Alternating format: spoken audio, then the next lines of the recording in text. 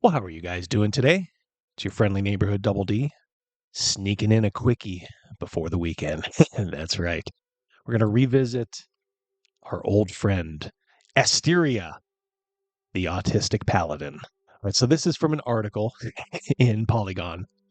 And we all know Polygon is a bit of a garbage site, and they are all about being propaganda for Wizards of the Coast and the garbage that they pump out.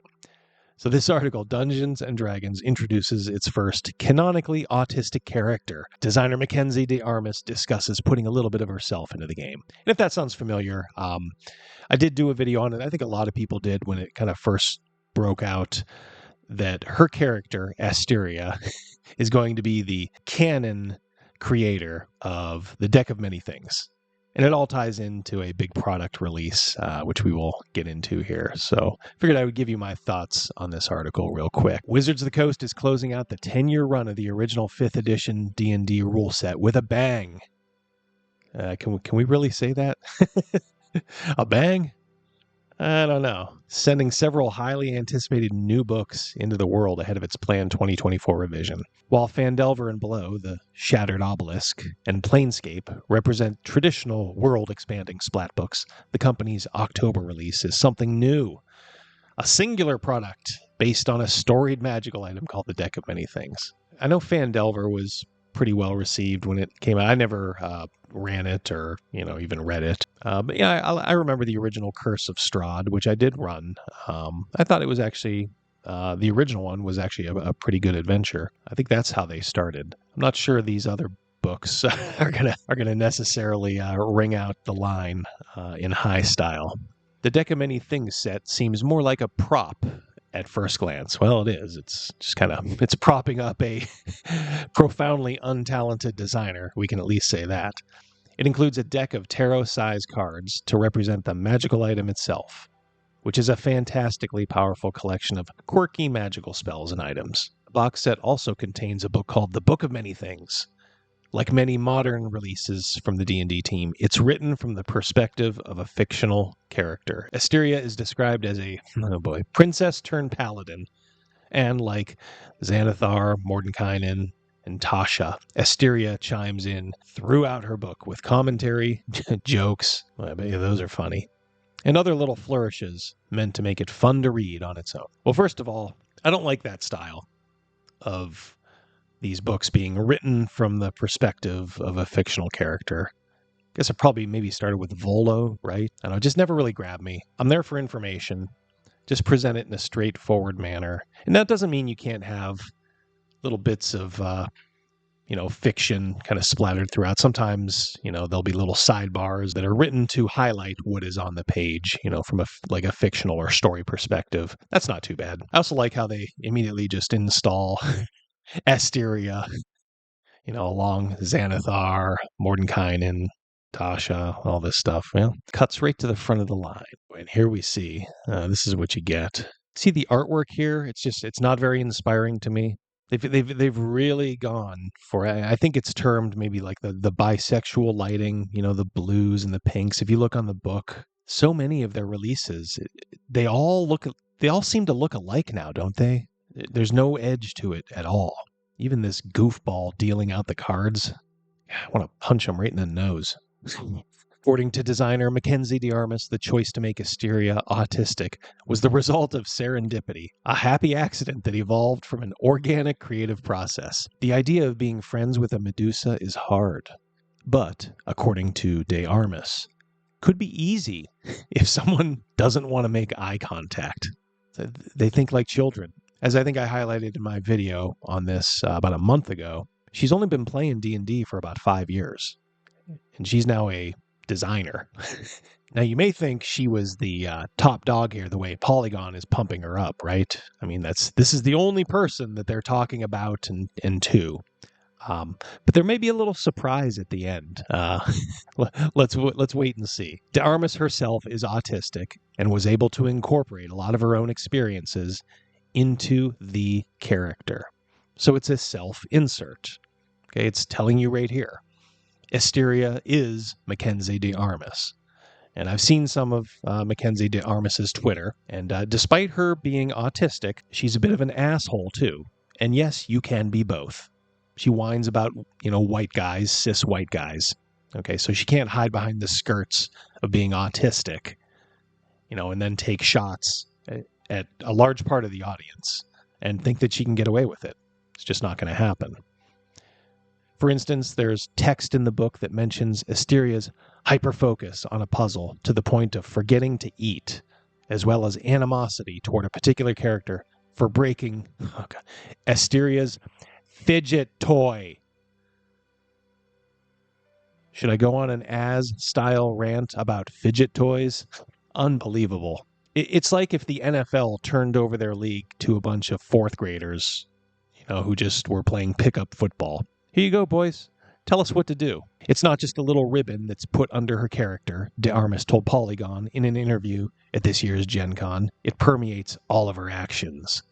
But it doesn't define her. She gets to express her love of other things beyond I'm autistic, and it's so rewarding to see her experiences and get to reflect her experiences through the notes and her story. It's because it's her. That's why she's so excited. She got to write herself into a book.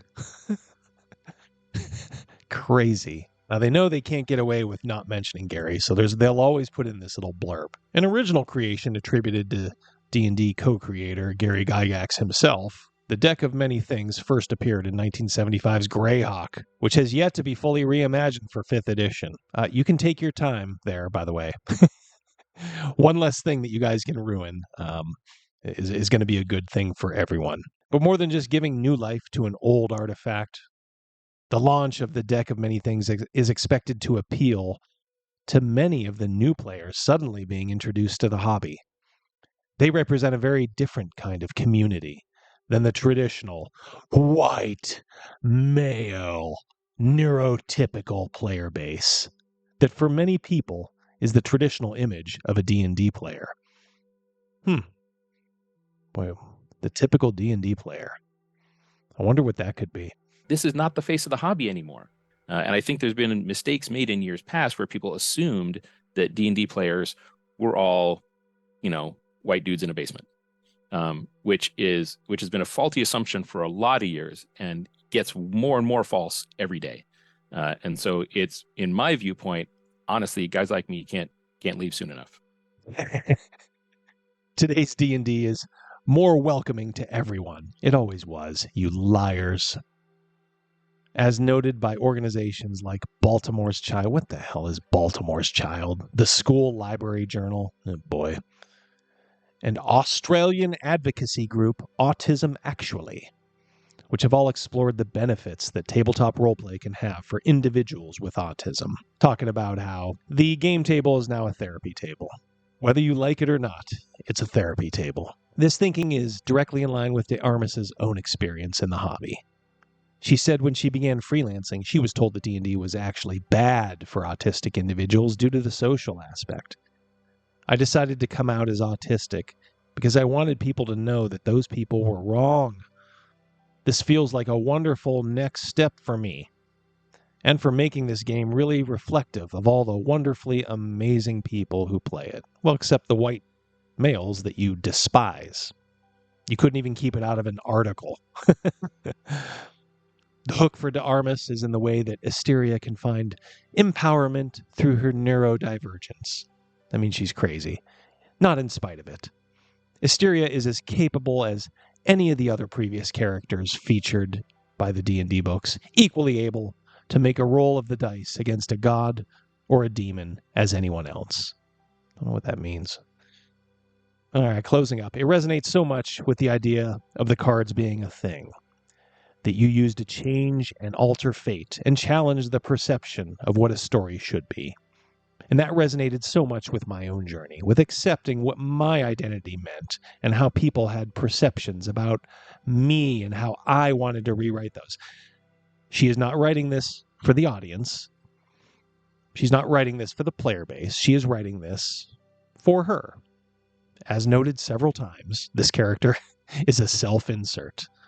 It's a glorious masturbatory exercise. But as I said earlier, Polygon I think wanted you to believe from this article, and they probably mistakenly said so in an earlier version. They wanted you to believe that De Armas was the force behind this. But boy, there's an update here. What does this update say at the end? Shortly after our story was published, Wizards of the Coast reached out to let us know that Jason Tondro was the lead designer on the Deck of Many Things. They must have inappropriately credited her as being the lead designer, but it was Jason Tondro.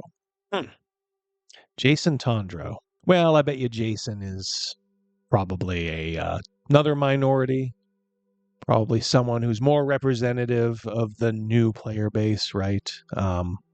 Let's take a look. Let's see what Jason Tondro looks like. That's Jason Tondro. There's the lead designer. What they probably did is they probably let Mackenzie have her fun, and then they realize somebody has to shove this 10 pounds of manure into a 5-pound bag, and they needed someone with a little experience to do that. So they hired someone who probably, at least from a technical perspective, knew what they were doing. And lo and behold, it's an old white guy. I don't know if he's cis, but he certainly looks very representative of the traditional D&D player base. You can get the Deck of Many Things for, oh my lord, $100 for this. $100 for this garbage. All right, so that will about do it. Hope you guys enjoyed this, and you guys have a great rest of the week and into the weekend. Remember to join us every Wednesday at 7 p.m. Eastern Time for our live stream. And if you're not already subscribed to the channel, please consider doing so. We'd love to have you in our ranks. All right, you guys take care. And as I said, have a great rest of the day. And until we talk again, goodbye. What qualifies you to be a U.S. Senator? You have 60 seconds. Hi, good night, everybody.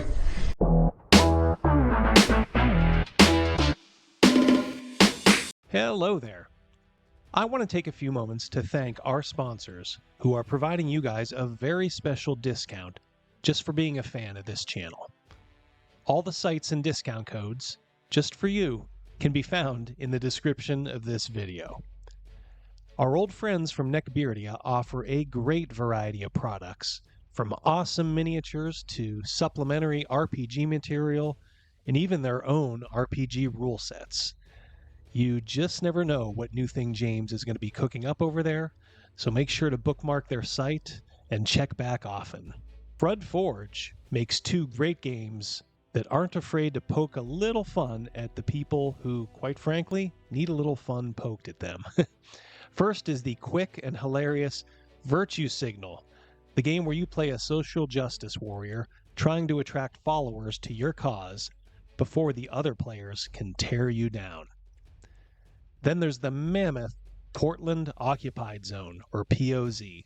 In this strategy game, you play as a complete disaster of a human being, trying to reshape Portland into a slacker Marxist utopia.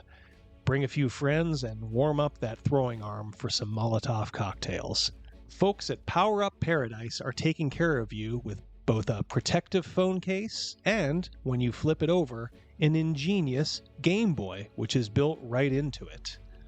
Go back to the golden age of video gaming and play dozens of challenging games that will delight and frustrate you in a good way. Mobile games are almost universally terrible, so why not take a step back when they did it right?